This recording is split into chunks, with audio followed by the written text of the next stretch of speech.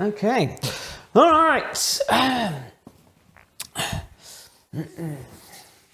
The advice that I was given on YouTube to start with, I felt was really holding me back. Rather than giving me a blueprint or something to do, it was really about either being Mr. Beast or Arak or all of those kind of guys, or really just surfing waves, like doing it for the money. We all do YouTube for the money. I would be surprised if you got some people. Actually, no, I'm gonna rewind that statement. That's a nonsense statement. People don't do YouTube for the money.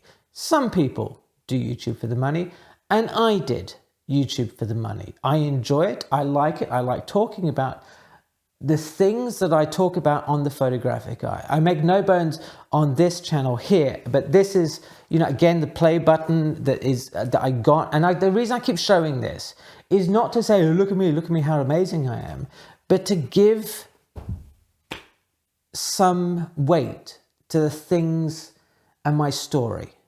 That I'm not just some guy who's sitting here telling you how to build a YouTube channel, that I am sharing my experience of actually building one, of making last year, I think all told, probably close to, I think it was about £65,000 in YouTube.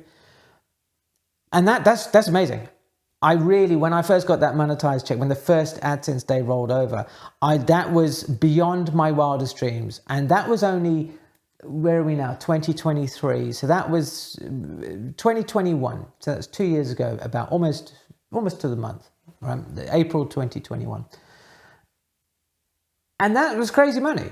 And it came about because I had a secret weapon, which I wasn't aware of, that nobody really talked about, nobody really mentioned when making plans on how to build a YouTube channel. They get lots of fancy diagrams, you should do this and should that, and find the confluence of things, and that's your sweet spot and stuff. And now I kind of probably arrived at that, sort of, but it was more that there were some words that came about from people who were listening to my videos to begin with.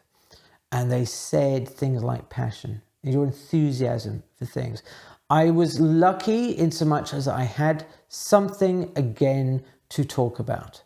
I could talk about photography with authority because I had been a professional photographer for around about 25, 30 years.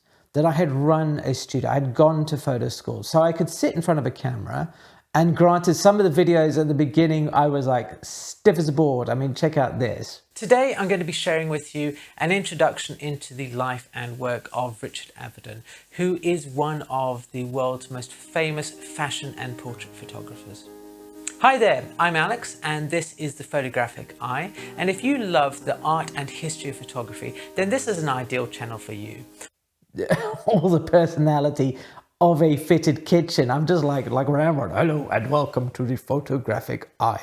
This is the channel. It's kind of like something like that. It's just like, which I don't do anymore, but because I've gotten used to it, and that's kind of the thing. But I could talk with authority. I could also get enthusiastic about stuff. I was like, yeah, okay, I love photography. I like this, despite the fact I was quite wooden in front of the camera. People understood. People connected with it, and that was the biggest lesson for me. It was to talk about things that you feel passionate about.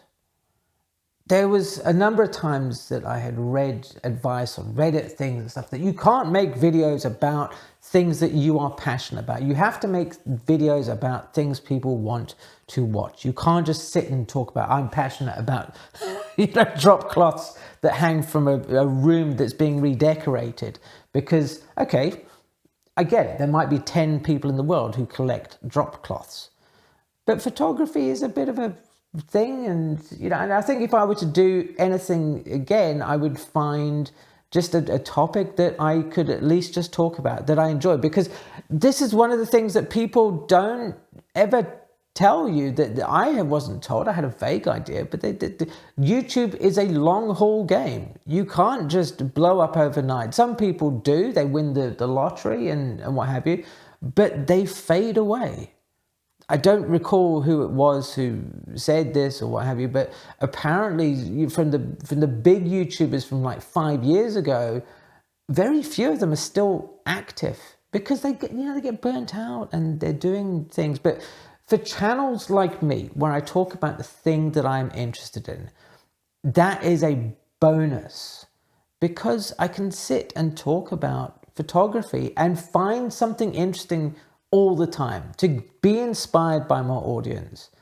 And this is kind of why I want to make these videos, is because I like talking about YouTube. I like the things that once I got past that initial sort of hump, that there weren't any advices out there. It was so hard, especially now. I'm above, I'm like 150,000 subscribers, and there doesn't seem to be much advice for this area of people. I wanted people who to talk about their experiences growing things. And when I talk about my experiences as a young YouTuber, where I had to find how to edit a video, how to work the things, how to be monetized, how the best practices. I didn't realize anything about mid-rolls or those sort of things. In fact, I didn't even know you could put those on, and that I thought, well, okay, YouTube says I will just add them wherever. When it's like, well, we're going to add one mid-roll at the end of your video. It's like, okay, well, hello. I am in this to try and make some sort of income. So that was a huge mistake. If you're interested about, kind of things like that, let me know in the comments and just, reach out, because I'm happy to share anything.